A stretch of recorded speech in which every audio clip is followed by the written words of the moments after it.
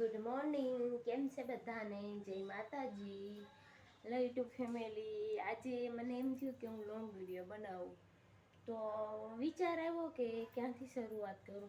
તો પહેલાં તો તમને બધાને મારું ઘર બતાવી દઉં. જો મારું ઘર કાંઈક છે આવું, કામ હજુ બધું બાકી છે, કેમ કે ઓસાડ ધોવાનો છે. કાલ મહેમાન આવ્યા હતા મારા ઘરે ને કૌશિક ટિફિન લઈને વયા ગયા, તો બધું એમને પડ્યું છે. કાંઈ કામ નથી થયું. મારે કેરીન બોક્સ આવ્યું હતું તો એ એમને પડ્યું છે. તમે માનો તો મારે બધું કામ બાકી છે. એ ખાલી રેડી થઈ હું નાહી ધોઈને, બીજું તો બધું મારે શરૂઆત કરી છે. તો પહેલાં તો તમને બધાને યુટ્યુબ ફેમિલીને મારું ઘર બતાવી દઉં. મારું ઘર કાંઈક છે આવું, કામ હજુ બધું બાકી છે, કેમ કે કાલ મારા ઘરે મહેમાન આવ્યા હતા, એટલે મને એમ કે ઓછા ગંદો થયો છે તો ધોઈ નાખું. કામ તો હજી બધું બાકી છે. ટિફિન લઈને ગયા કૌશિક, એટલે ટિફિન કામ બામ બાકી છે. તો ફેમિલી તમે બધું જોઈ લેશો. તો આ છે મારું કંઈક આવું ઘર, નાનું અમથું છે, પણ અમે ટૂંકમાં ભાડે રહીશે. એટલે પતરાવાળી રૂમ છે, તો પણ ગરમી બહુ થાય છે. એટલે પહેલાં મેં વિચાર્યું નાહી લઉં, પછી નાહીને કેમ કે કપડાં ધોયા હતા ને એટલે આખી ભીની થઈ ગઈ હતી. જોવો હવે મારું ઘર જોઈ લો બધા, જો થઈ ગયું મસ્ત.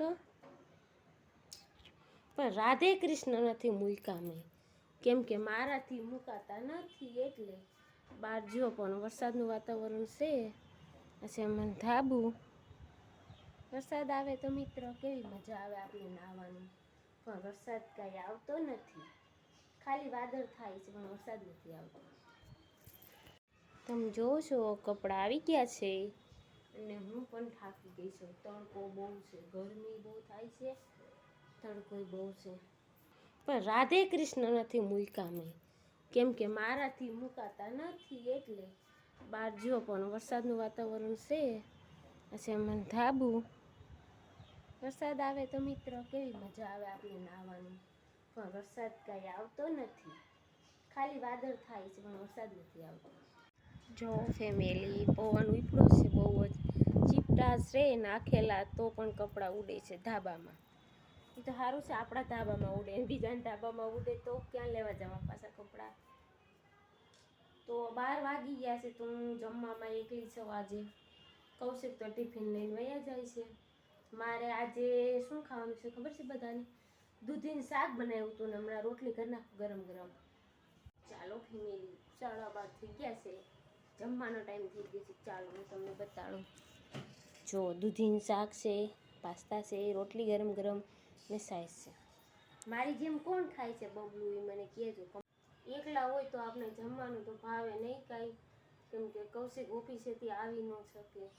એટલે એ ટિફિન લઈને વહી જાય, હું ઘરે બનાવી લઉં. જમવું તો પડે આપણે. સાંજ પડતા પડતા વાગી ગયા છે 5, તો આપણે લાગી ગઈ છે ભૂખ. તો મેં બનાવી છે ભેળ. જો મમરા, ટમેટા, કાંદા ને એમાં નાખ્યું છે દહીં. તો કૌશિક તો કાંઈ હોય નહીં, તો હું એકલી હોય ખાવા માટે. તો ભૂખ લાગે તો આપણે બનાવી લેવાનું. કૌશિકે કીધું. તમે અમારી ચેનલમાં નવા હોય તો લાઈક, શેર ને સબસ્ક્રાઈબ કરવાનું ભૂલતા નહીં. ત્યાં સુધી જય માતાજી, જય દ્વારકાધીશ. મળીએ નવા બ્લોગમાં.